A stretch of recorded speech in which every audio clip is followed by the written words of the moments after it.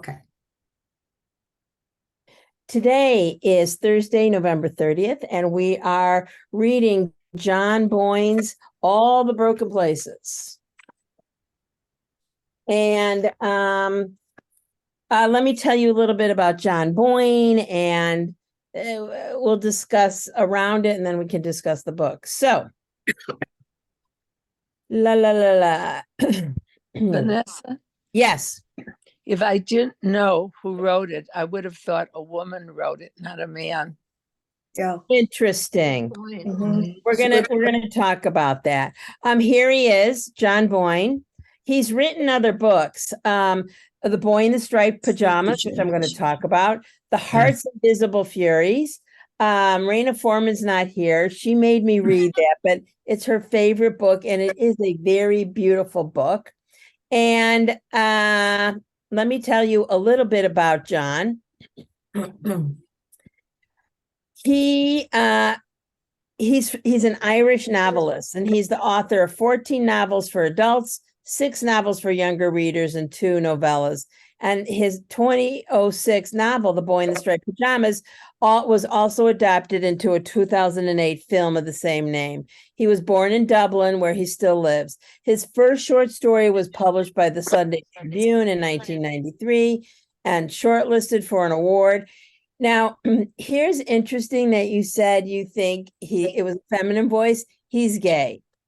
It has spoken about the difficulties he encountered growing up gay in Catholic Ireland and the invisible furies that tells that story. So if you haven't read that book, I thought this was a difficult book to read, but that it was beautifully written.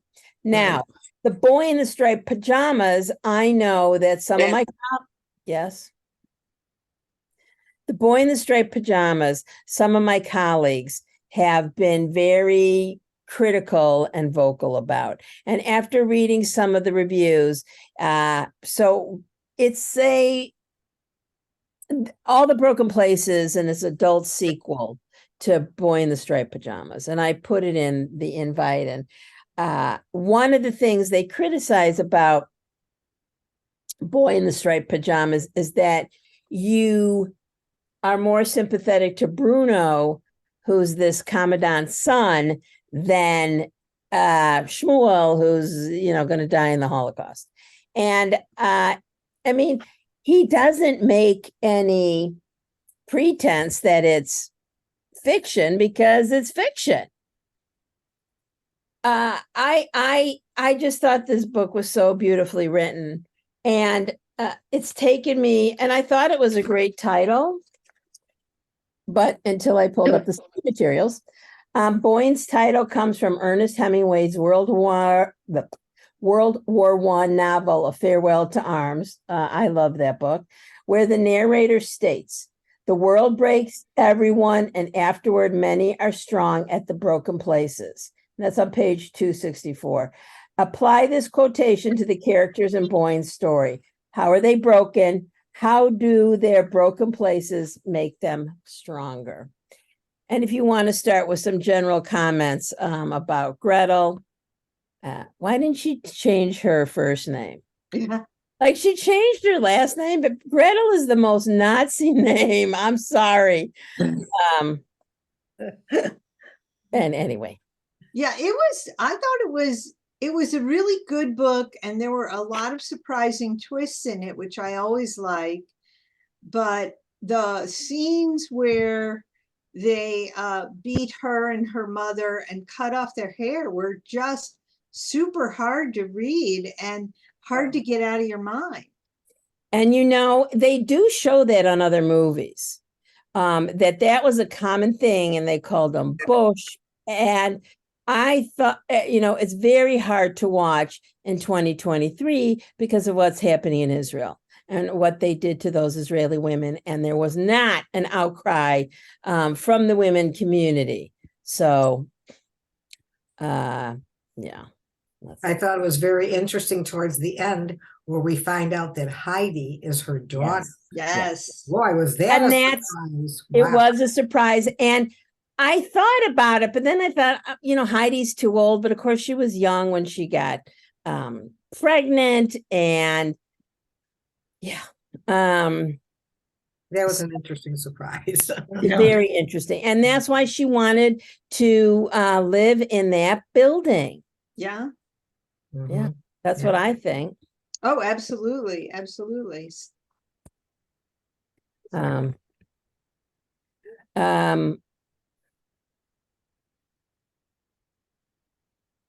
um, yeah, Paula.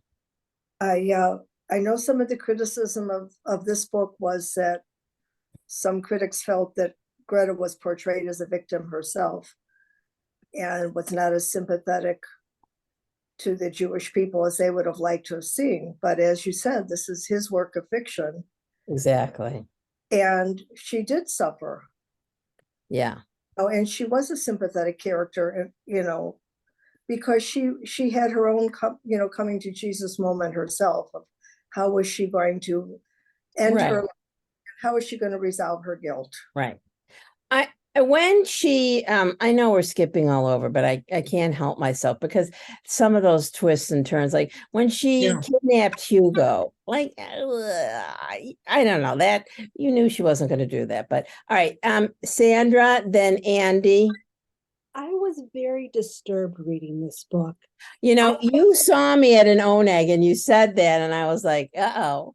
Well, I've never read a book that took place, during this time period from the point of view of, if you want to call it the enemy, the other side. Yeah. And sometimes it was very hard to be understanding and read it. Right. Yeah. Yes, except that she never said it was Auschwitz, and she called it the other place. She kept saying that they were going to get her and put her in jail, but what would they have put her in jail for? And that was like a through plot in the story, but I didn't understand that. Did they do that? Did the Nazis go after the families? After a child, I mean, she was a child at the time, and honestly, Exactly. I think the criticism is that as she aged, she did not turn in those that she knew were culpable Right. and continue to hide herself. Yeah. And so that's a legitimate criticism, but I think the author did a masterful job of Yeah. her mental state over decades of what this did to her as well. And she had a lot of guilt about her brother, okay, Yes. because she knew what he was doing Yes. and how he's befriending this Jewish boy. And Yeah. that's why she was so determined to help the little boy whose father was abusing him. Agreed. Andy, go ahead. Was one of the more difficult books, but I also think it was one of the better written books Yes. from different perspectives, and trying to put yourself in the position Greta had. How old was she when she left Auschwitz? 12? Well, Yeah. Yeah. Well, And really, what was she to do? She didn't have a lot of choices. Personally, I appreciate the guilt. One of our mother's bosses, a wonderful, wonderful chief pharmacist at a hospital, was a Hitler Youth. And I think her repentance was being nice to our family and doing Interesting. things above and beyond. She had, and she had to be much younger, I think, when she was a Hitler Youth, but she would just talk about the guilt of the Nazis, not what she saw or she did. Yeah. Vanessa, was Sobibor the camp? No, Auschwitz. There was another book I read that was from the German point of view Yeah. called The Taster by V.S. Alexander. And that was about a young German woman. And it was a really interesting look at World War II and how people within Germany viewed it from different viewpoints. And it's really, really interesting book. I also just read a book called When We Were Enemies about a Italian POW camp in Indiana. And that was incredibly well researched and really well written. That was a great book too. But again, like a different point of view. Yes. And I think that when you think about the different parts of her life, first, they're in France and they're trying to keep that story straight. Then her mother dies, and then she goes to Australia and she sees the commandant and she leaves there, and then she goes to London. And they don't tell how she reconnects with Heidi, do they? You know, in the apartment building. Oh, I know, but But how did she know it was her? yeah. Oh, They yeah. don't- Yeah, we don't know that. Just that she knows that's her daughter. How she figured that out? That's a good question. How does she know? Right. How did she figure that out? And, the whole thing with the grandson, who, I know the names of the couple that adopted her, so she could have followed them. oh, right. Yeah. You would know the last name. Sandy, you're right. Oh, yeah. I don't know why I didn't put that two and two together, for God's sake. But when they talk about the grandson who's not a Phi Beta Kappa and who, wants the grandma to move, and and then she ends up giving him money, and I don't think they ever found out. And I also thought I thought she was so, Gretel was so sweet to Heidi, but now, and that Heidi was losing it before Gretel did. And, at least she could be a mother to her then, Right. and help her. I mean, that was very poignant. Gretel reads about the life of Marie Antoinette. What do you think, if any, are the similarities and differences between these women? I mean, why did the author have her read that book? And she kept referencing it because she was reading on that bench. I don't see any similarity. I mean, Well,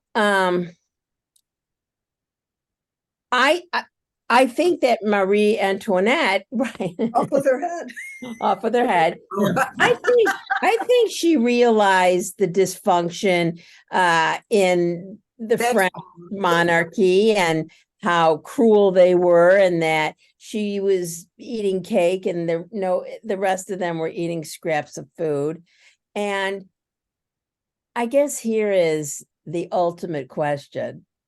Do you think Gretel made tshuva? Do you think that she changed?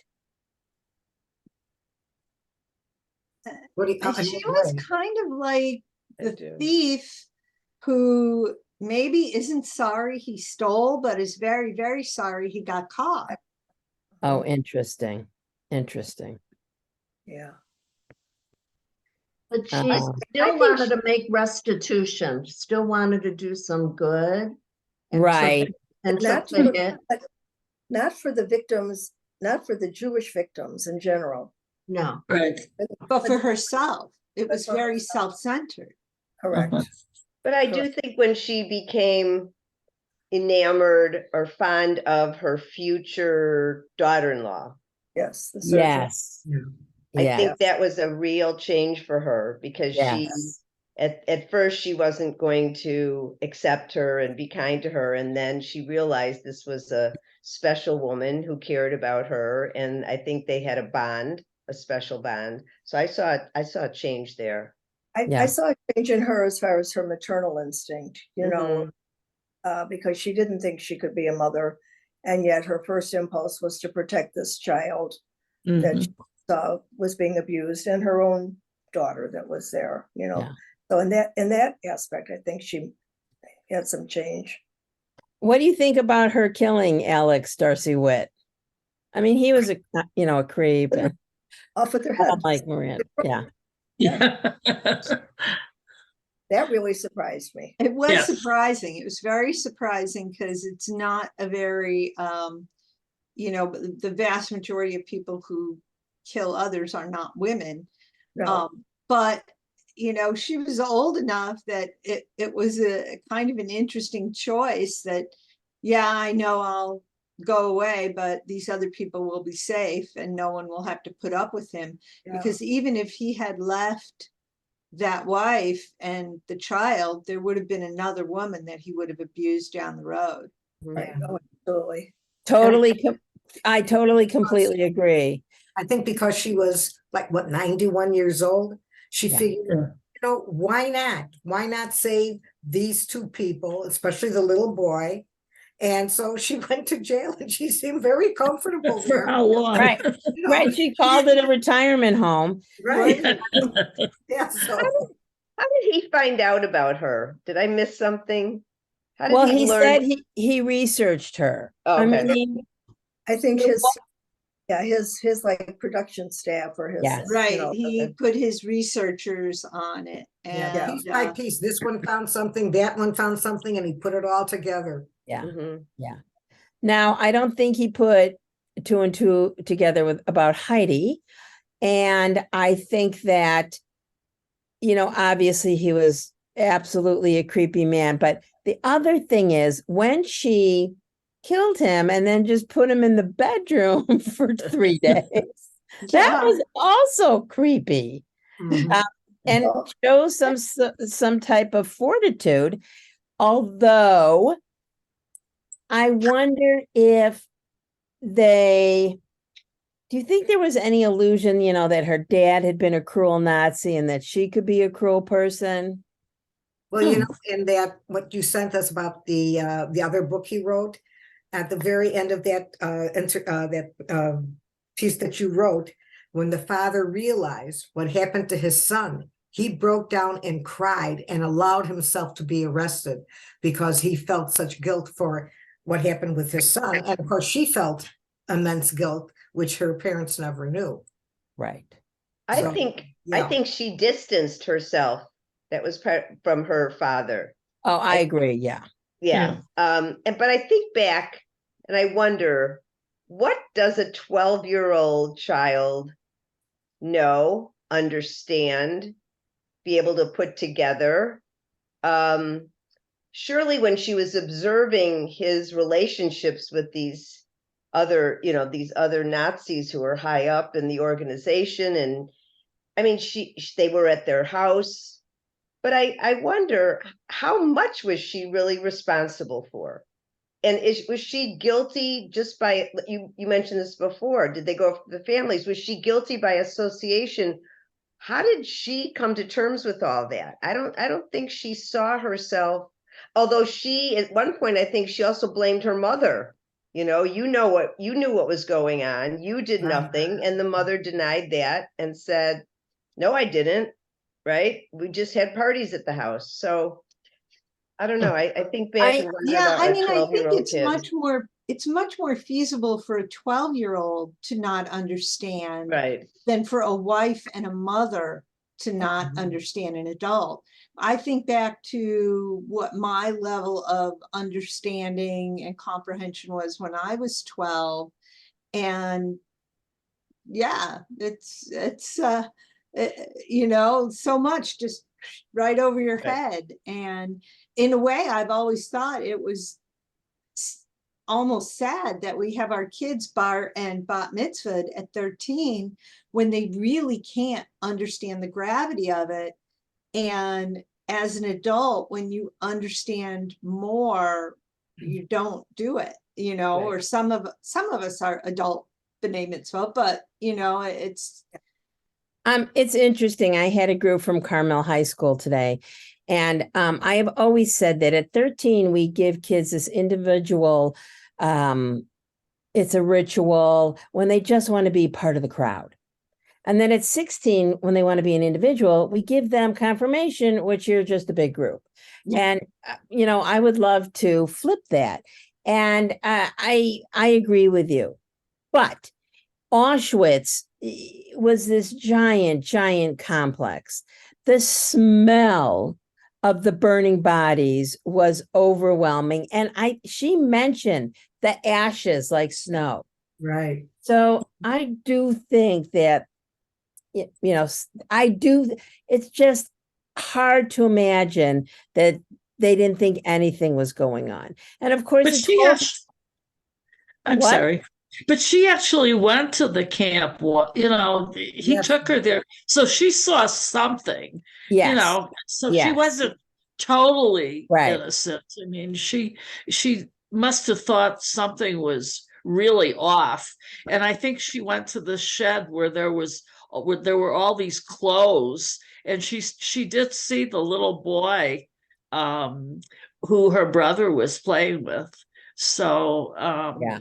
she wasn't totally in the dark, I don't think. Right. She had an inkling, and obviously felt remorse. Again, there were many poignant moments, but at the end, when she's in the cell and she finally opens the box to look at the picture, and she realizes who's it's not just Bruno, and there's other people in the picture. And I mean, can you imagine having a picture for, where she was 12, for 80 years and not looking at it? And of course, I'm sure it wasn't how she remembered it, because things like that never are you're how you And- remember it. And if you had a picture back then that you had for 80 years, it wasn't like now where I might have 4 big storage boxes of pictures in my locker or in my basement. It was like pictures were events and people didn't have, stacks of them. Yeah. I have stacks of pictures in my in my basement that I need to go through. Never Same. mind. And now they're all on my computer, I have thousands. In the author's note, Boyne concedes that writing about the Holocaust carries a burden, but not the burden of education. That's on 477. What does Boyne mean by this? What does the reader learn from all the broken places, even if the author didn't mean to teach the reader anything? I read something that he was kind of annoyed that people were using his book in classrooms. That was not his intent. Yeah, and definitely with the boy with the striped pajamas. Correct. And so I think that's kind of what he meant by that comment, that Oh, interesting. he wrote, he wrote this from this perspective. You could agree with it or not, whether she was complicit, guilty, absolved of her guilt, went to her deathbed with her guilt. His intent was not to make commentary on the Holocaust, just to tell her story. Right. So the Holocaust scholars have criticized it for its inaccuracies. Right. And for that point of view. Right. The intent was not to be the Illinois Holocaust Museum. It was not to teach about the Holocaust. Right. Vanessa, Yes. I once told you this before, I think in a class, that when I was in Krakow, I said I'd never go back there because I know Yes. you guys are going this year. Yeah, we are. And my feeling was when we visited Auschwitz and then went back to Krakow in the evening, that whole trip, the road, you're on a bus, in the city, and you go to Auschwitz and then you go back. Yeah. It's very quiet. People don't talk much on that bus. But you see all these pretty houses and farmlands and everything. Yeah.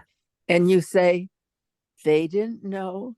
They all say they didn't know, but they had to smell it. They had to see the ash. They had to know everything that went on there. that you couldn't live within 10 kilometers of it Right. and not know. Right.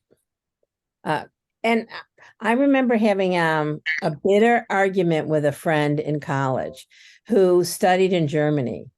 And, and she's trying to convince me that nobody knew. And I'm like, you're not going to convince me. Our dad, Andy's and my dad liberated Mauthausen. Yeah. And he was unable to speak about it but for many, many years. But what he did say was he hated the German people who denied knowing what was going on, because he said it was impossible. Yeah. Impossible that they didn't know from the smell. Right. Right. You know, I've been to Germany 3 times and I want to go back again because I love this German couple and their whole family that we met. And they were here this summer visiting us. And they're Catholic, and their children have visited our children and stayed there. And our kids have gone there. But the difference is they were born after the war. I can't forgive any German that was born, before 1940 or something like that. But all the Germans that we know now were all born after the war. And you can't hold that against them. No, Many of them are wonderful people. And Germany is a much more pleasant country to visit than Poland or a lot of other countries I've been in. Yeah, I think that's an interesting distinction. Also, during this war with Israel, Germany has been very supportive. Very, very supportive, and other countries have not been as supportive, in my opinion. I also think that this so these are in some of quotes from the book, and this is I had been far less interested in studying the ideology of the party than in taking part in the regular sporting activities with my friends. And this is Gretel speaking, that what she liked about her compulsory participation in Hitler Youth was doing things with her friends. And that's a very hard thing to stand up to, that to be the only person to say this is wrong. I've talked about it with kids a lot, bullying and, be the upstander. And whenever you talk about bullying and you say, how many people have been bullied, the whole class raises their hand. And then who's ever bullied? One, if it's an older, I've had some girls come and say, I was a mean girl, I shouldn't have done that. But I think to have that self-reflection is very good. And she was 12. And it's interesting how she just ran from it her whole life. And I can't see it being like a realistic expectation for a 10-year-old girl to say, I'm not going to go be in the Hitler Youth when everybody else is in it. Right. It would not be allowed. Yeah. And especially with her father being so prominent. Right. Be very So difficult. you really can't blame the child for the environment that they're in. Agreed. Yeah. All right, we have to talk about David, the Jewish boyfriend, Heidi's father. And again, she gives Heidi such a German name. If there are 2 names that are German, it's Gretel and Heidi. But what do you think about his response, and that it all plays out when they're watching a movie? I've seen some of those black and white films. One is Night and Fog. It was produced by the Russians. It doesn't talk about the Jews, but those movies were so graphic. So graphic. But what do you think about his reaction? Was that realistic? Did you expect him to? What did you expect of him? It was almost like a scene from a movie instead of from the book. Yeah. That was a little over the top, I think. Yeah. Not unexpected, but to the degree that he ranted. Oh, please, he threw up. I mean, Yeah. Yeah, to Yeah. me, that was the ultimate reaction, Yes. And of course, they were together in the 50s, weren't they? So this wasn't that much after the war. No. And he lost his family. And when she told him everything, I could understand him backing away from her. But Yeah. I mean, it's kind of hard for us as Jews to say, okay, you can forgive her because she's an adult now and she was a child then. But, he was supposedly in love with her. And so this had to be a tremendous shock. Right. Yeah. And it's one thing to, think of an acquaintance, but this was a lover. Right. Right. So that's a very different relationship. Oh, yeah. Yes. Do you think she meant to kill herself by throwing herself, to die of suicide when she threw herself in front of the bus? I I do. think so. I do. That's not taking a few pills. Right, Yeah. exactly. Yeah. Right. That's when she was running away from the movie theater Yes. Yes. after seeing that. And Yes. And then it is a good segue into Edgar taking care of her, and obviously he was in love with her and so on and so forth. And she told him too, right? yes, Right. Yes, and the he whole told him story. everything. Yeah. Here's But another because he wasn't Jewish, maybe, I'm sure it was still shocking, but it still Yes. didn't have the same effect as no. it would have on and especially since David's whole family was Was killed in the like Holocaust. yeah. Yeah. A single word, collaborator, now incited the same levels of terror in the populace as another aristocrat had done a century and a half earlier. So there's the Marie Antoinette. That's part 1, chapter 6. Gretel juxtaposed the collaborator with the aristocrat, connecting the French Revolution with her situation. Like the wealthy and the royalty during the Revolution, Gretel is a target in 1946 France. Yeah.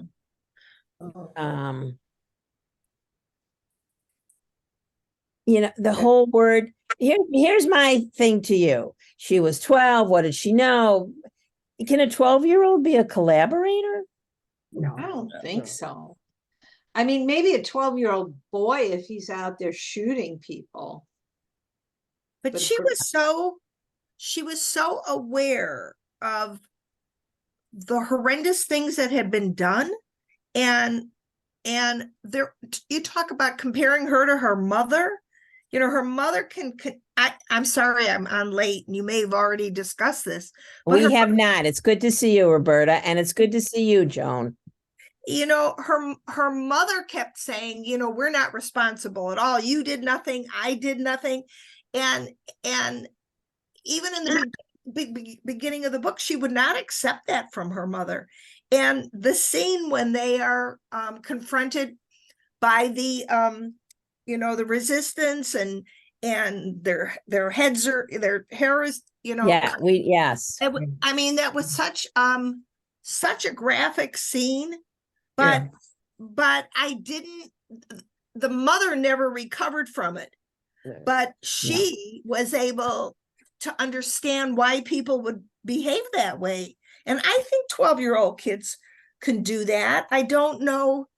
But, now today we talk about post-traumatic stress.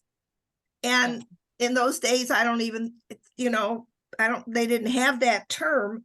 But what she had been through after that would have excused behavior if she was in denial, but she was never in denial. Yeah. She owned it. She owned it. Yeah. There were two things that I didn't understand. Maybe I missed it and I tried to figure it out.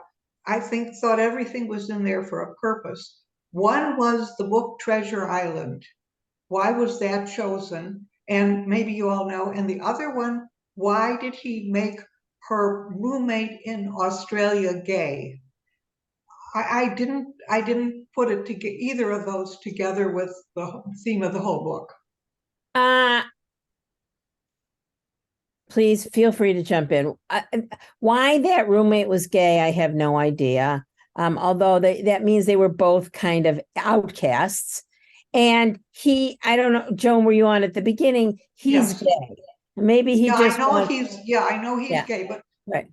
But it was But I- secrets. It was secrets, they Yeah, both, when they secrets, first became secrets. friends, yeah, it's Right, secrets. And, yeah, and who knows if her friend would have eventually told her, but when she walked into breakfast that morning and met her friend's lover, then it was all out there. But she didn't reveal what was going on.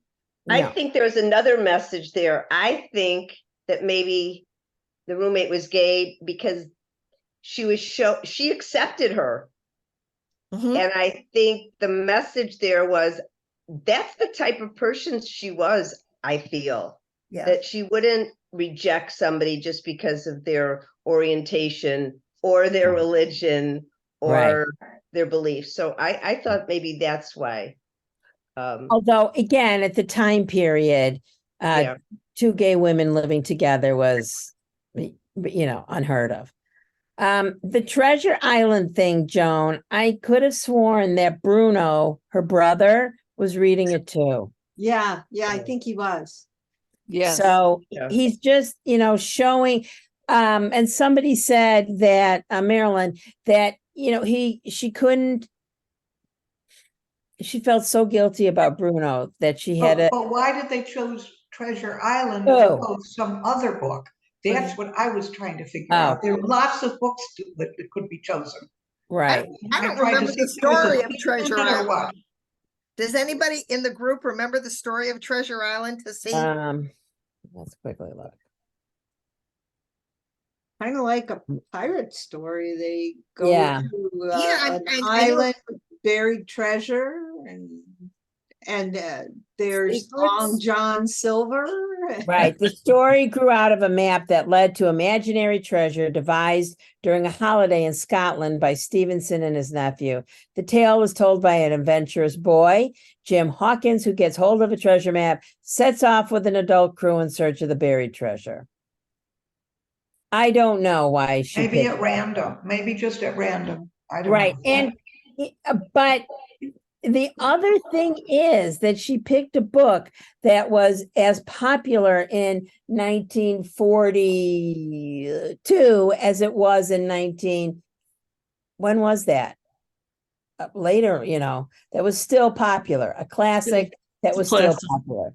Yeah, in 2020. Well, but also in a way, you could connect, this is far-fetched, but her brother, she actually encouraged her brother to go to the camp and meet with Yes. the little boy, and that Right. was the adventure. Yes. So that was agreed. the similarity, the adventure in Right. Treasure Island, and then his Right. adventure to do this. I Right. don't know, it's far-fetched, but Right. I mean, she did have, she had to pick a classic that, little boys would read over the centuries.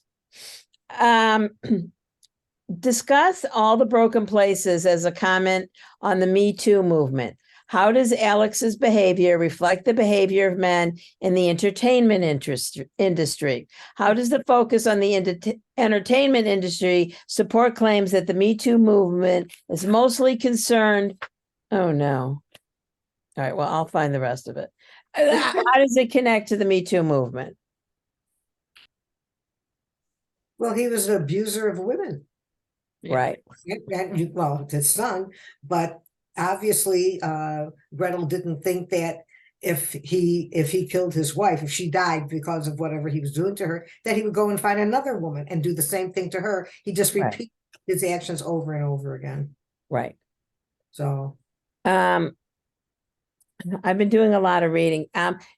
Someone said that the fascination with the Holocaust is that it was perpetrated by white men on white people. Because there's other genocides going on, and the person who spoke up against all genocides was Elie Wiesel.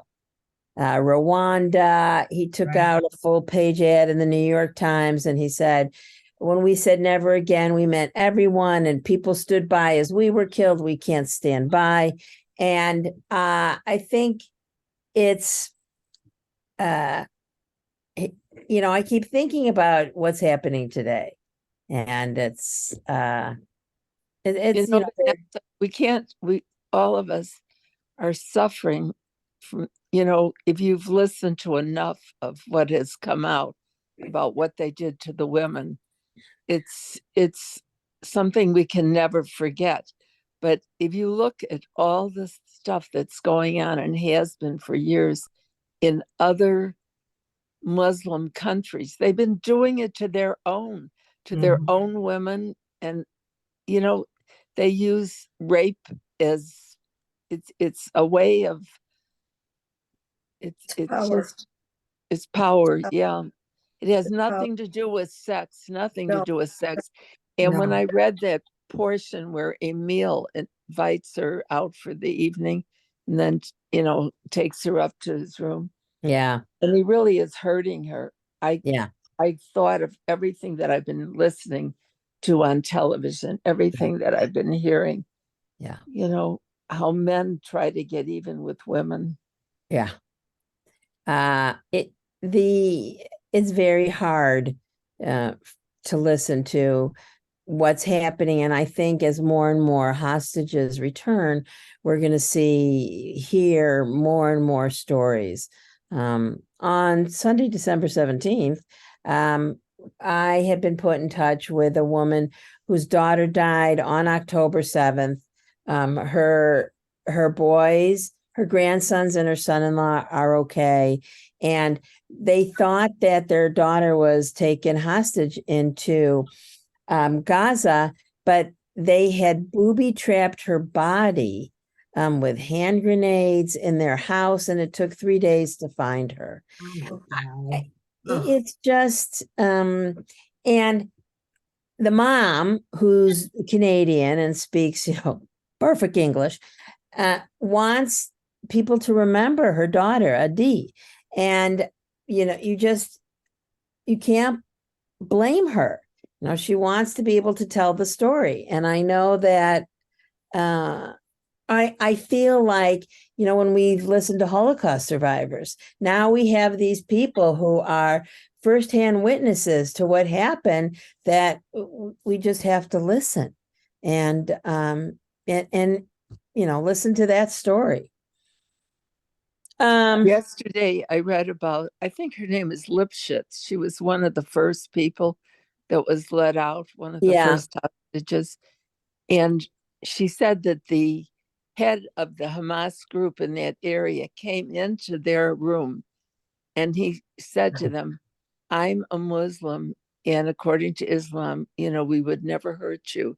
Just be aware, we're not here to hurt you. And he was talking to the prisoners, and she listened to him, and then she looked at him and she said, why would you pick me? Why would you pick my kibbutz? We were peaceniks. We wanted to get along with you. We never did anything against the Palestinians. And she said, answer me that. And he just looked at her and didn't say a word. It gave his name and everything. I mean, that whole conversation in front of other people. Right. She's my hero. I love her. Right. She also said to him, you should be ashamed of yourself. Yes. But you know what? That's Hamas. We're not talking about every Palestinian in the whole world. We're talking about Oh, Hamas. No, we're not. And Hamas, they have no morals, they have no scruples, they have nothing. There's no compassion. They just have hate. That is their mantra, hate. Yeah. Okay. And we can see it as what they've done to all these people, how they killed them, and the children, the babies, everything. Yeah. So that's not a normal Palestinian to me. No, absolutely. But you know, they keep on making us feel guilty for the innocent Palestinians in Gaza that our soldiers have killed with these bombs and everything. Well, let's say that some of those people are innocent Palestinians, but a lot of those people have to be the mothers and fathers of Hamas. Hamas didn't come out of thin air. They grew up in some of those Palestinian families, and they turned out to be some of those people are, the young kids are tomorrow's Hamas. Yes. And that's who were in the Israeli jails. You know, there's a lot, oh, they're teenagers. I've seen videos of those Palestinian teenagers throwing rocks and this whole, and you know, they have videos of teaching hate and, you know, kill the Jews, and it's very disturbing. But back to the book. After Gretel tells the truth to David, he leaves. If Gretel told her truth to you, how would you react? Would you berate her like David? Would you stay friends with her? What factors might influence your choice? So if someone, you know, whether you were romantic with them, you know, you had a good relationship, came to you and told you that story, what would you do?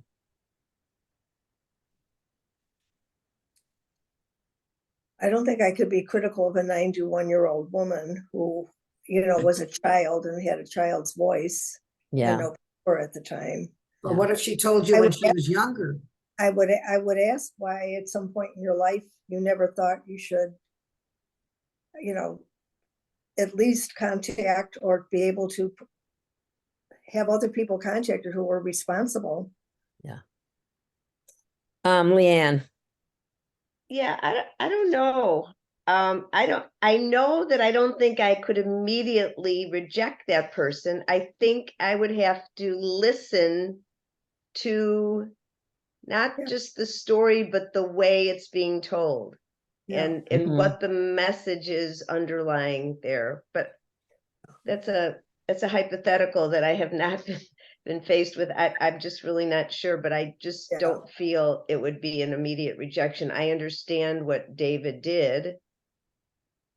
But I also understand Alex, and I think the story was horrible. Not Alex, I'm sorry. I was like, oh, you do? Edgar. I'm sorry. Because as horrible as it was for him to hear that and for him to know that, he loved her. He deeply loved her, and I don't think he was going to let that interfere with a relationship that he could have with her. Yes. Yes. But then you have to go back to the point that she was 12 years old. Yeah. When this happened. Roberta, then Andy. How does redemption fit into this? Can people who have done horrific things, can they be forgiven if they denounce whatever it was that they had supported or became part of? I used to say to my students, if they were raised in a family that was Ku Klux Klan people, I used to say to them, just imagine for a minute what you might believe as truth, as opposed to the other kinds of things you've been exposed to. And I was in Oak Park, and it was still is a very liberal community. And I'm just asking the question. So, I mean, I think that she felt whatever she had done was completely unforgivable. But Leanne, as I'm listening to you talk about, you know, listening and her explanation, and, you know, I think there's some compassion but are we allowed to have compassion and empathy for someone who did or was part of something that was so horrific? But we talked before you came to the group. What was her part in it?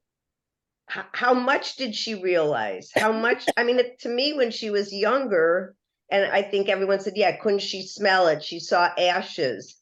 Is it too far-fetched to believe that she truly did not know the evil that her father was involved in? Is that a possibility? And I guess, I don't know, it's something to think about. But if that's, I think as a character in the book, she knows what her father had done. Yeah. I mean, she might not know the details, but she knows it was ugly and horrible. And but that was later, wasn't it? Much later. Yeah. Sandy, and then Andy. Well, you know, it raised, the question came to my mind is, how responsible is a 12-year-old? for the actions of their parents. And, I kind of grappled with that a lot. But to go to the original question is to, what would I do if someone told me that story? What would be important to me is what are the interactions with this person telling me the story? What did I see their actions? And then I can take this a step further because I had something happen actually to me. And I've done a lot of research and processing, trying to figure out what do you do when somebody does something to you? And,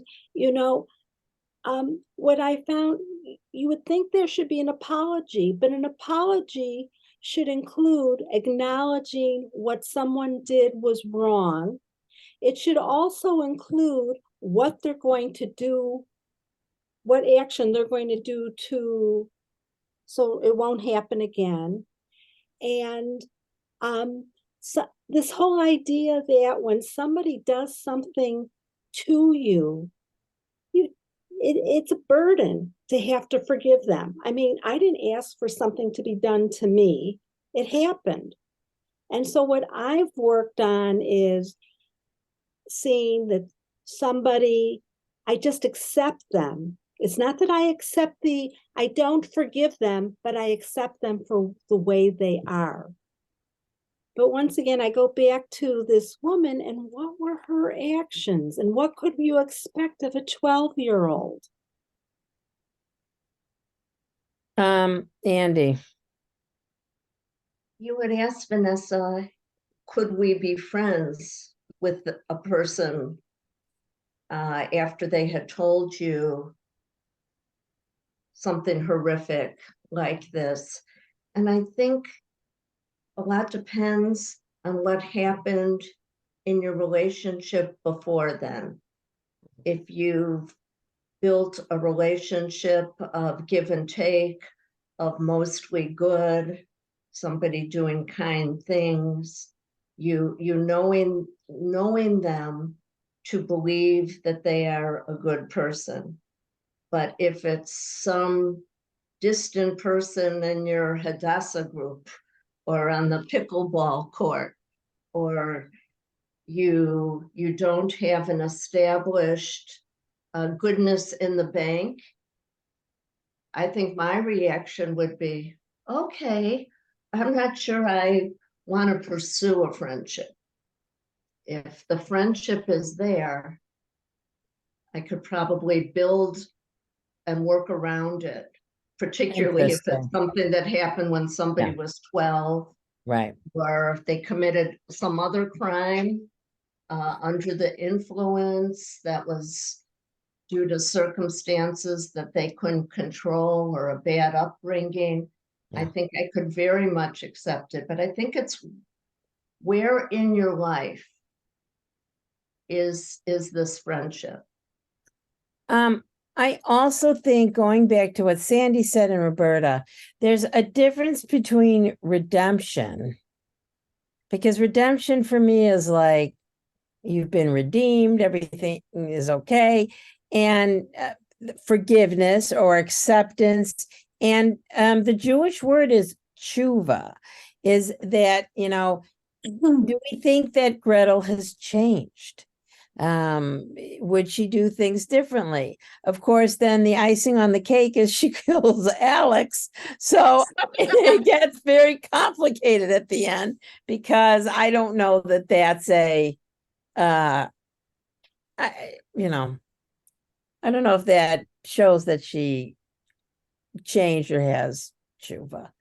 And I think that the other thing that I wanted to say is, sometimes we look back at this from 2023, and why didn't she do this? And why didn't she do that? And we have to remember that there was no internet. There was no people saying, let's talk about it. There was no, did she have a therapist? Did she go to a therapist? No, she didn't go to a therapist. So she was really kind of left on her own. I mean, she did have a nice relationship with Edgar, with Caden. he seemed, very a spoiled only child. And she had a lovely relationship with Eleanor at the end. Yeah. So, although John Boyne ties it all together with a nice bow, I just keep thinking about it, and I keep thinking about her story, and it's interesting that Sandy said this could have been written by a woman, because the narrator is definitely Gretel, and she's a woman. And it makes me want to go back and read some of his other books, because I really love The Invisible Furies. And if you haven't read that, that's another beautiful book about Ireland and growing up gay. So, we're in the month of, almost December, but November.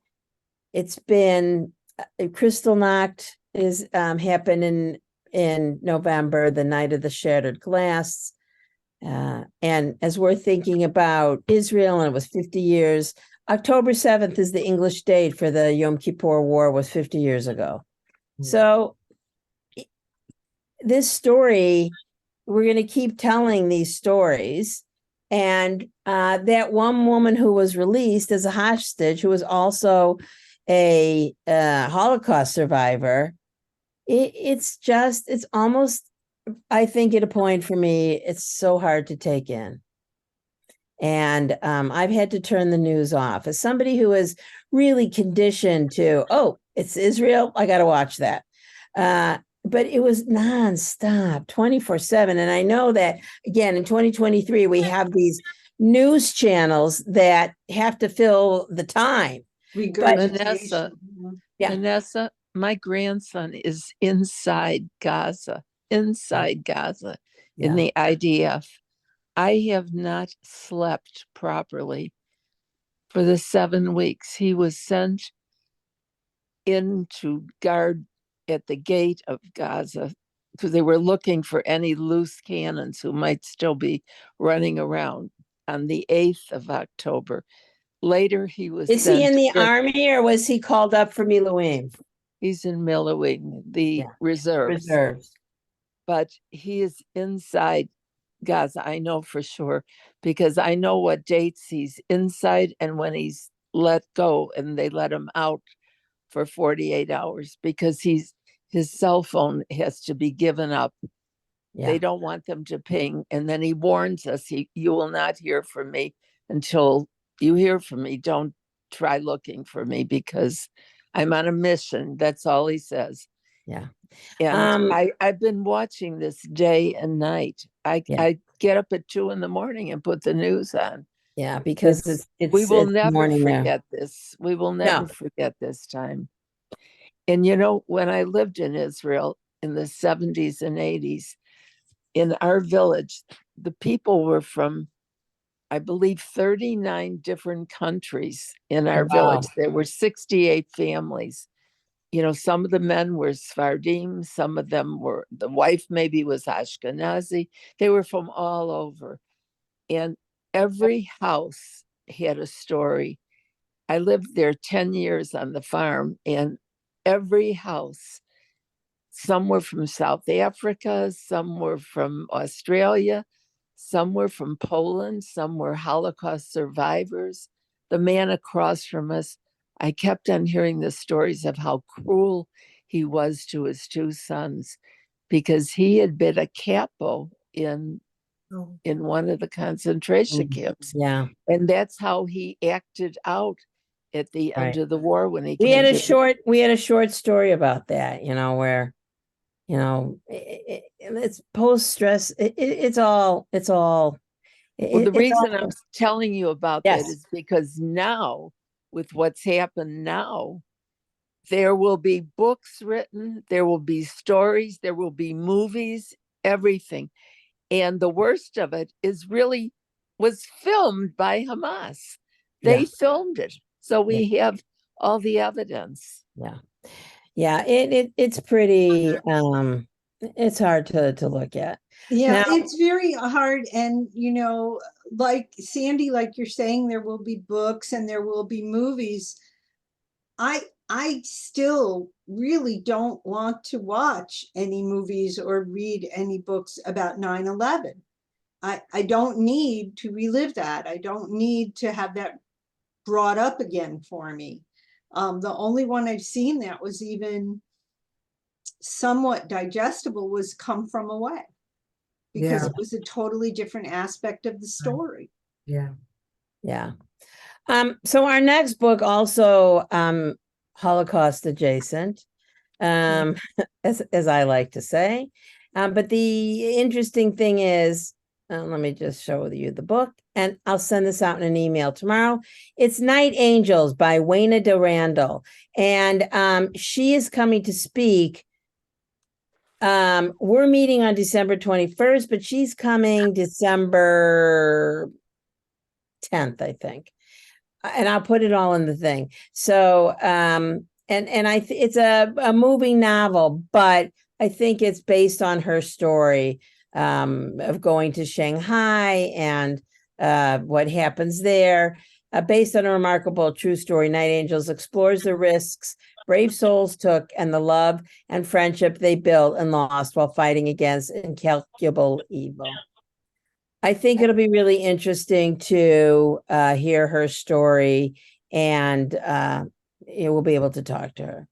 What So, is the name of the book? Night Night Angels. But I'm going to email everybody tomorrow. You know, I printed out your list of all the books going up through. Yeah, yeah. I printed that out, so. Good. Yeah, yeah. Good job. We meet on December 21st, you said? Yeah, Marilyn, you get a gold star. Oh, I printed mine too. Yeah. I Okay, saved mine. thank you. Now I Thank did have to switch up January and March because we're meeting. One of our meetings is with who wrote Ashton Hall, Elaine? Lauren Belfer. Yeah. So she's going to come to book group. Oh, wow. What are the asterisks after the names of the authors?